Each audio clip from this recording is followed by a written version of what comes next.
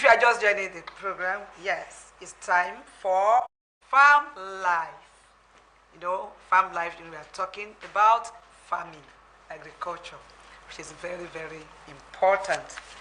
Today we have a guest on the program.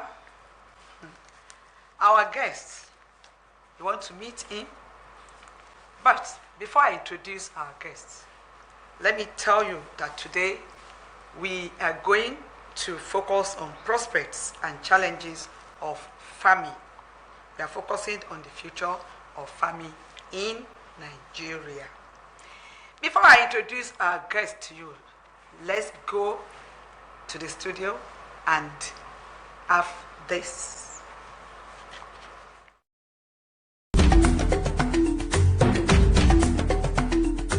We are in Awowo. Awowo is a farming community close to Abeokuta in Ogun State. And then as part of our activities at grassroots level, we shall be interviewing one of the smallholder farmers here. He's going to tell us the prospects and the challenges in the farming community. I produce cassava, I produce yam, produce beans. Currently, just finished weeding 1 acre of beans now. The closest market here is Wasimi and Ifo market, which we send our product there for sales. Around this year, especially August, some things we planted in August, we didn't see rain. Like I planted about 2 acres of corn and beans. Rain did not fall, so those things I planted, they did not germinate. Because of that August, I don't know whether it is August break, but it was more than August break because it lasted almost a month and we didn't see rain, and the things we planted in August, it couldn't germinate. It was September, we have to repeat it. I'm even planning for 2 acres now for irrigation, but it's very expensive to have a borehole there because there's currently 2 acres I bought. So I'm thinking of irrigation. Irrigation, I can't afford it, it's very expensive. But the cassava we planted in March has not matured. So, in other words, are there bountiful harvests so far? Yes. Despite the rain? Yes, we are expecting bountiful harvest this year. Government, they don't want to help us. They have been intervening us like this many times, and we have not seen their response. We have a lot of challenges. Like some of us, we need fertilizer, and fertilizer is very expensive. NPK and urea is 60. The fertilizer we were buying 6,000 naira before. It's now 60,000. So finally, sir, in terms of security, there are herdsmen, but so they come here too. There are herdsmen here, but not that they invade farms. No, they don't invade our farms. They don't destroy our farms because we have good relationship with them, and some of them are living with us here. There are some things you can do to prevent the cow from entering your farm. You can plant a goosey, melon, round about your farm, or you can spray the surrounding of your farm. You spray it with chemical. This paraphos, phosphor, you spray the surrounding grass. And when they see it, they will keep aloof, they will keep away. They will not enter your farm because if they eat that grass, it will poison their cow. So those are the things we do to keep them away. Okay, you're welcome back. Yeah, Farmlife TV Africa.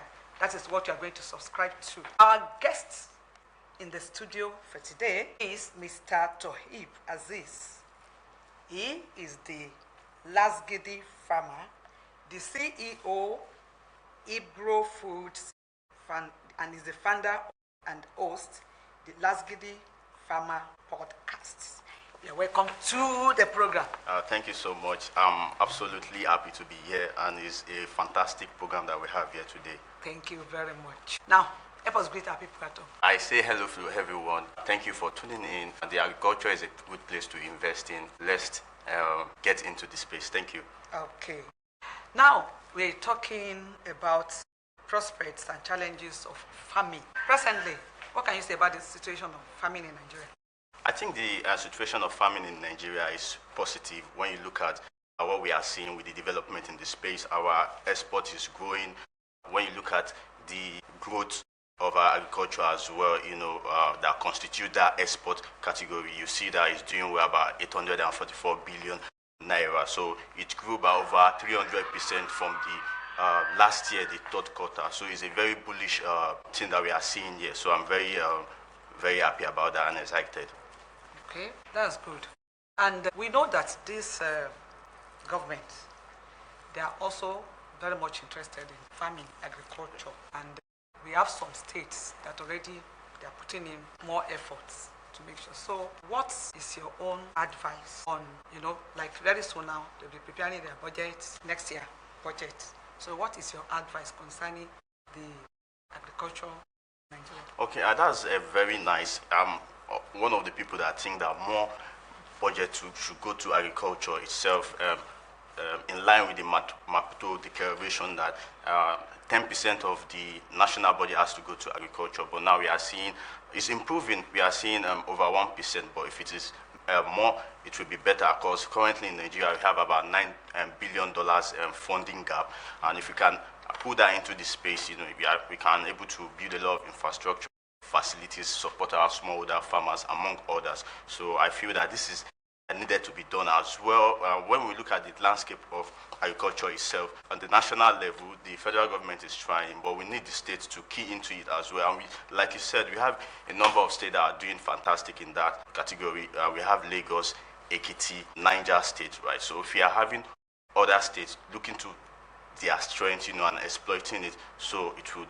help to reduce the pressure at the center and address food security in individual states. Okay, and they're talking about the challenges facing farming. What are the challenges? The challenges is multifaceted. I like that you mentioned this. Like one that I've mentioned before, funding.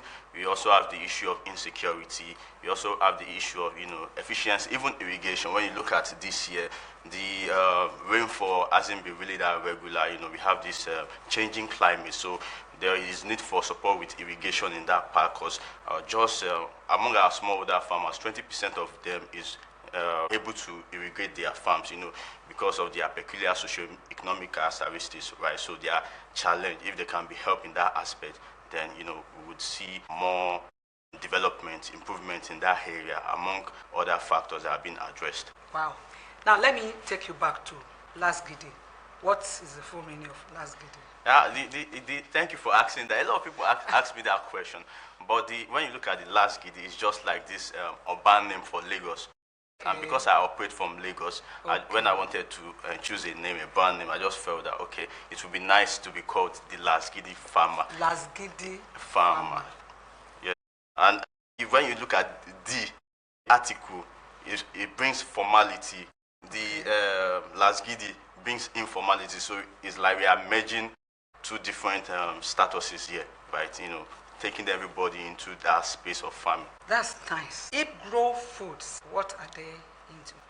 We are into the value addition of agricultural foods and commodity. We noticed that quite a number, it's not that we don't produce much in the nation, but when we produce, I'll give you for example, our demand is 3.6 and we produce 1.5 million metric tons. So half of it is wasted, 800,000 tons, right? So we thought about what could we do to help salvage this kind of situation, rather than the tomato going to rot due to excess supply. We can have it, process it for ensuing season, and people can have access to tomato in the following season. So it's one of the things that we do. Aside, value addition, we also train and, ensuring that, it's not just about producing. People can also be able to produce their own food as well. Okay. And now, like we are talking of farming, that everybody should be involved, either small scale or whatever. If somebody wants to start farming, what are you going to put into consideration? Okay, I think one major constraint and one major thing to put into farming is actually, fund, right? And it is one of the problems that we are having with our farmers as well, and I'm happy that the government is providing more support with that. It should be a thing that everybody should be able to produce their own food in little way or the other. I think Lagos State is supporting this, urban farming, grow your food at backyard. If they can support people with seeds, with agrochemicals and others, then we can have food household food security. Okay. Is it possible for you to drop your line if somebody if they want to call you maybe for more information? Okay, that will be fine. Okay. You can drop your number. That's 080 Okay. 62 Okay. 13 Okay. 4896. Okay. Again. Right. Oh wow. I told you our guest for today, is somebody that is very, very capable. And we have discussed about the challenges, the prospects and challenges of farming in Nigeria. And we focus, the future of farming in Nigeria. So future of farming in Nigeria, we are expecting better. Yeah. Okay. Thank you very much. Now that you are into farming, please can somebody give me one custard? Let's give our guests a gift because he's also a farmer and the checkers, they are the one. Thank you very much, sir. So from Checkers Custard, I have this. Thank you so much. Thank you, Checkers. Okay. Okay, thank you very much for having you on the program. Thank you, ma'am. Looking forward to see you again. Same here. I really enjoy every aspect of the discussion, and it's a very good thing that you do, to promote participation and investment in this space. And I look forward to more opening of the sector to meet food security and also unlock opportunities. Thank you.